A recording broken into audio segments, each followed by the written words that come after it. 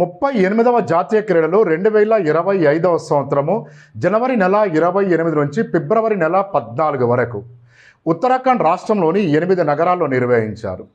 ఈ క్రీడల యొక్క మస్కట్ మౌలి ఏ హిమాలయన్ మోనాల్. ఇది ఉత్తరాఖండ్ మరియు హిమాచల్ ప్రదేశ్ రాష్ట్రాల యొక్క రాష్ట్ర పక్షి. ఈ క్రీడల్లో మొత్తం 35 క్రీడలు నిర్వహించారు. 37 జట్లు పాల్గొన్నాయి. సుమారు 11,354 మంది క్రీడాకారులు పాల్గొన్నారు. అధిక పతాకాలు గెలుపొందిన క్రీడాకారిణి కర్ణాటక రాష్ట్రానికి చెందిన దినిధి దేశంగ్. స్విమ్మింగ్ విభాగంలో 9 స్వర్ణ పతాకాలు, 1 రజత పతాకము, 1 కాంస్య పతాకం గెలుపొందింది.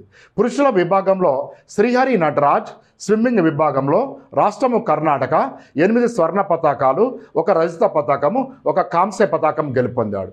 రాబోయే 39వ జాతీయ క్రీడలు ఏ రాష్ట్రంలో నిర్వహిస్తారో కామెంట్ చేయండి. Please subscribe.